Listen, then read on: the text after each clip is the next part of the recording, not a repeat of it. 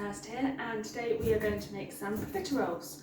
So I'm going to start by showing you the equipment that you will need, and then we will go through the ingredients and the method to make them. So to make your profiteroles, you are going to need a mixing bowl, a sieve, a wooden spoon, measuring jug, saucepan, 2 teaspoons and a fork. You'll also need a baking tray to bake your profiteroles and some greaseproof paper that is the same size as your tray. And if you have one, a cooling rack is quite useful. If you don't have one, you can use the wire that comes out of a grill pan in your oven if you don't have a specific cooling rack, but don't worry if you don't have one. And if you have one of these, an electric whisk is very useful for whipping up the cream to go inside your profiteroles. Again, if you don't have one of these, not a problem, you can use a hand whisk. It's just a little bit more hard work for this one, as obviously it's you doing the work rather than the electric. So these are the ingredients that you are going to need to make your profiteroles. You must measure everything out first before you start making them. You will need 2 eggs, 50 grams of dark chocolate, 75 grams in total of hard butter, the butter that comes in a foil pack, not out of a plastic pot. You need to measure 50 grams in one portion and 25 grams in another. So we use these in 2 different areas of the recipe. You then need 25 grams of caster sugar, 75 grams of strong plain flour. It must be strong flour, not just plain, strong plain flour. One of these pots of double cream works really well. It's 284 millilitres. Pinch of salt and 125 millilitres of water in your measuring jug. Preheat your oven to 220 degrees.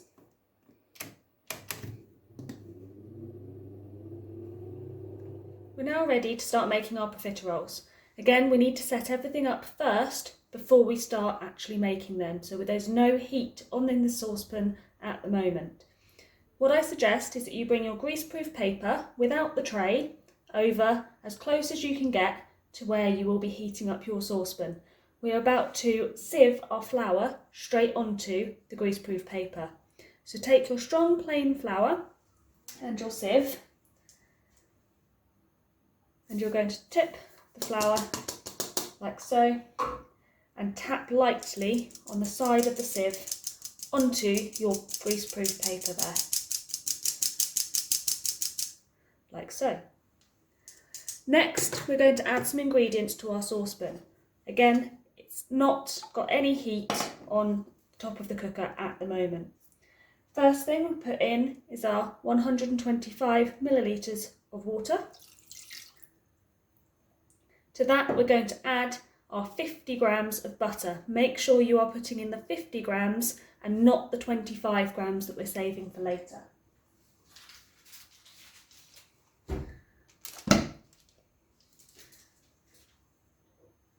Before we turn the heat on, we also need to get something else ready. So using the same measuring jug that you've just poured your water out of, I'm going to crack 2 eggs.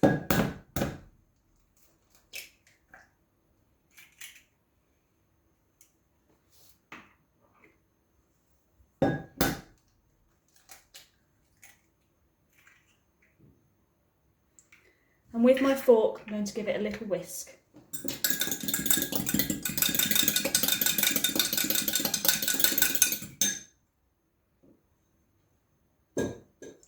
We're now ready to turn the heat on our saucepan.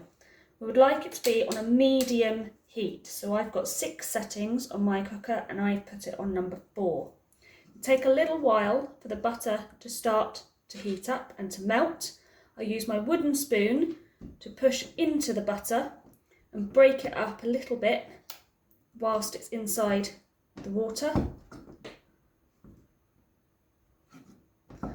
This means that when the heat does start to come through, it will melt slightly quicker. rather than being in one big block. So this is what it looks like here. I'm also going to add my pinch of salt now as well.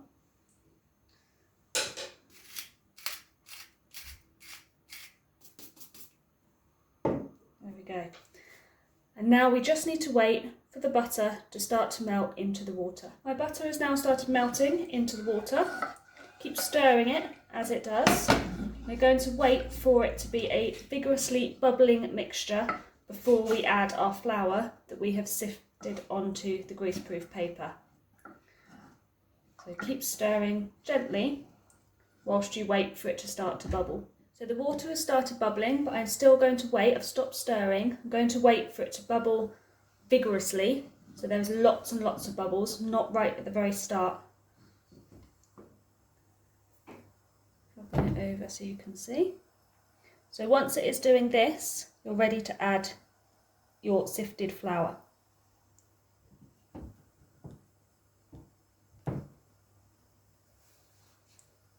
To add the flour, you need to turn off the heat, lift up the greaseproof and tip straight in. It's a very quick process, this bit.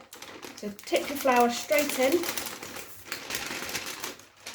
and then you have to stir really quickly.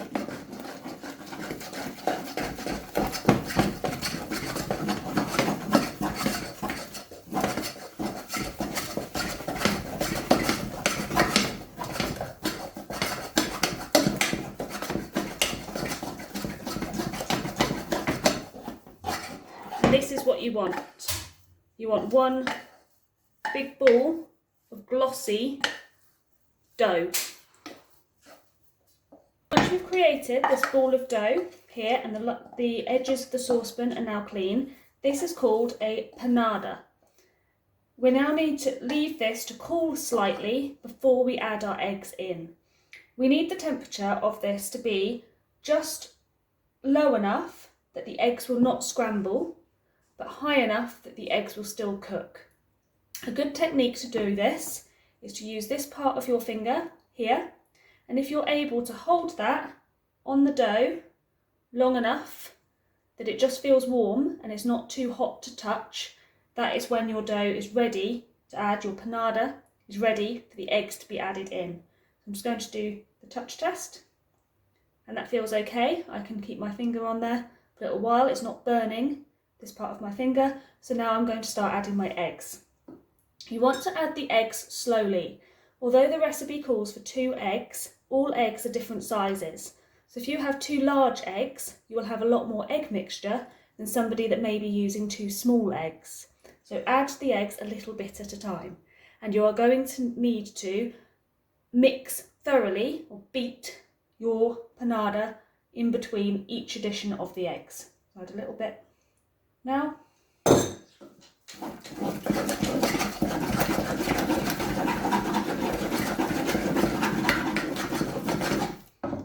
And a bit more.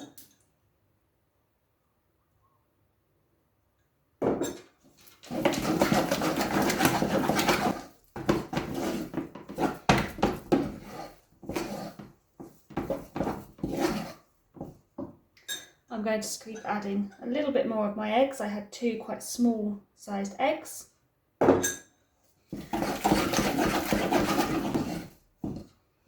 I'm actually going to go for the lot. I'm going to put all of my eggs in. What you're looking for is a smooth, glossy paste texture. I'm not quite there yet. I'll just get the last of my eggs to mix in.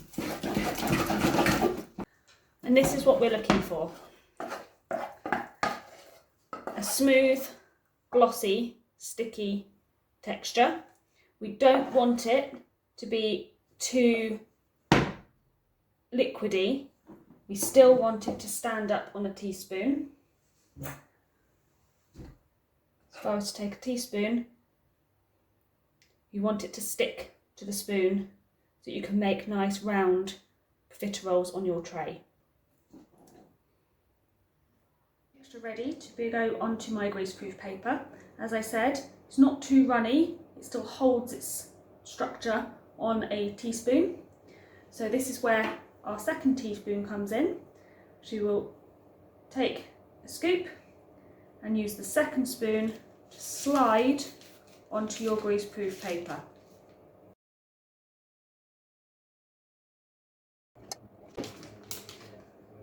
Make sure your profiterole mounds are not touching, as they will rise slightly in the oven. And make sure you've scraped your saucepan clean as well. Use up as much mixture as you can. These are now ready to go in the oven. Your profiteroles need to go into a preheated oven at 220 degrees for around 25 to 30 minutes.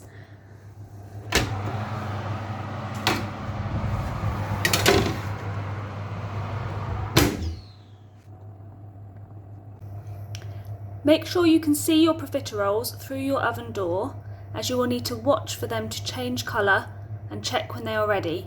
You do not want to open your oven door during the cooking, as your profiteroles could collapse and you'll end up with flat ones. When the profiteroles are in the oven, it's time to wash up the equipment you've used so far. You're going to need your measuring jug, teaspoons, wooden spoon and saucepan again for melting the chocolate.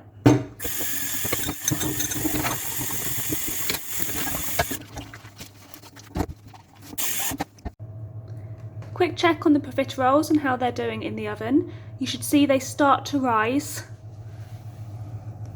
As the profiteroles take such a long time in the oven, you should have time to wash up the items you need and whip your cream whilst they are cooking.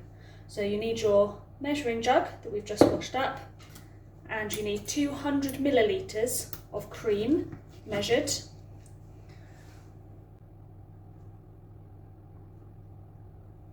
As I said earlier, if you have an electric whisk, that is the preferred way to whip your cream. It's a lot quicker and a lot easier, but if you have one of these, it's totally fine. Just need to put your back into it and whisk it really hard by hand. I'm going to go with the electric whisk.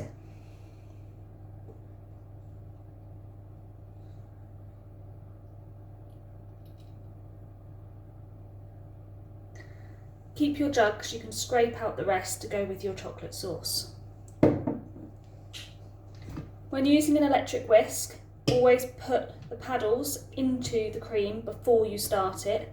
Don't start the whisk and then put it in, as it will all flick up.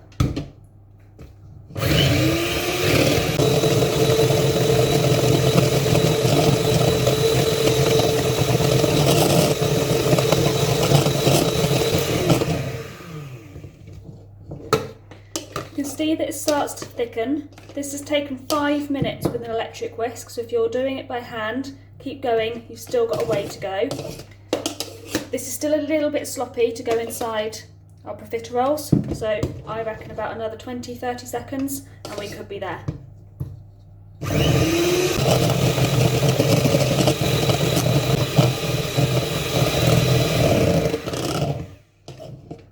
There we go.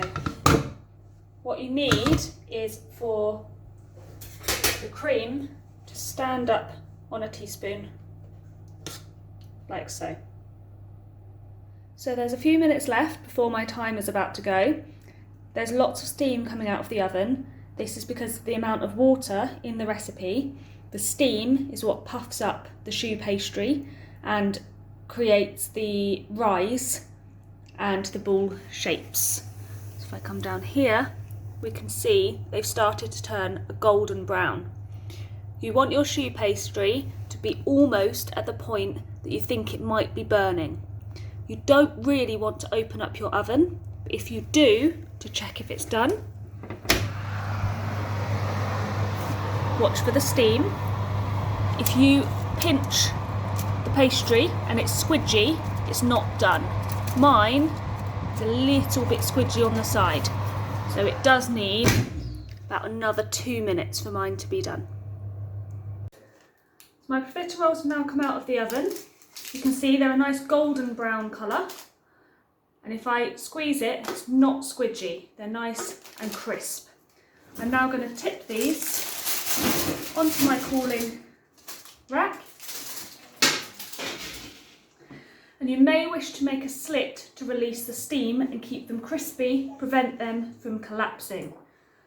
You can either use a teaspoon, careful because they are hot, they've just come out of the oven, and you can just poke in the side to release the steam. Again, careful, the steam is hot and it can burn. So in each of your profiteroles, use a teaspoon to just make a slit in the side.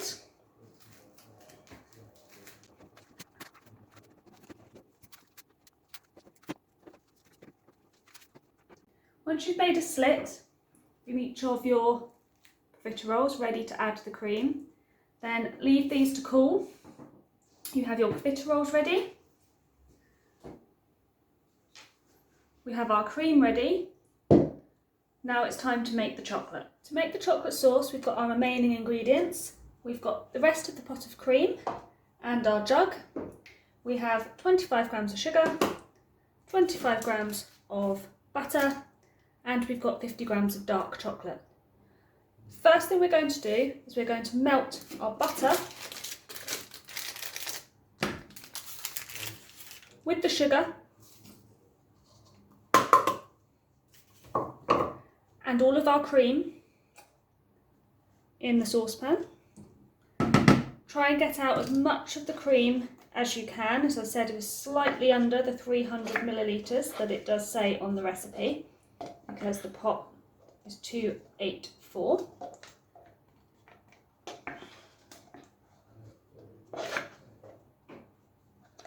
So everything you can out of there, and if you manage to get any more out of your measuring jug as well.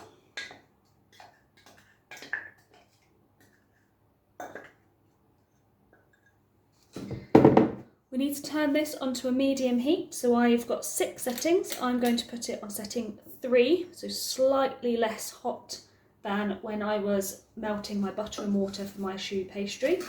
Again, you can use your spoon to break up the butter in the pan, and that will speed up the process a little bit, stirring gently as it heats. Once your butter has melted completely and you have a liquid, now is the time to add the chocolate. We are going to turn the ring off and take the saucepan off the heat before adding the chocolate. The worst thing you want to do is burn it, as that will taste really bitter. So there is enough heat in this saucepan to melt this chocolate. So tip it straight in and keep stirring. And the chocolate will gradually melt into the mixture and make a chocolate sauce.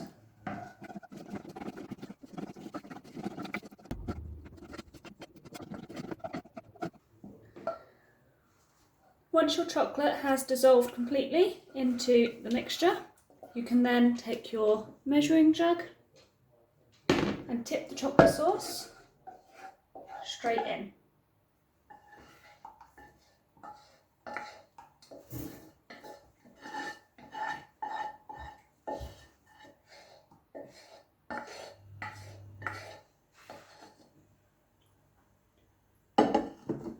You'll want to give this another stir inside to pick up any of the cream from the edge of the jug. We're now ready to start constructing our profiteroles. So take your first piece, nice big teaspoon of cream, don't want to scrimp on that bit, straight inside and onto a plate.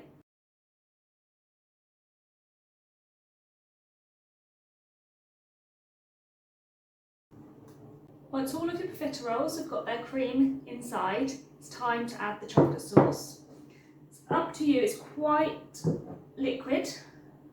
So personally, I pile up my profiteroles on a plate and I pour it all over.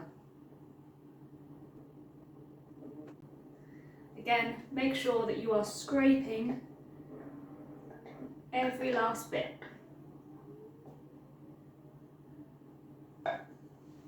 And there we go.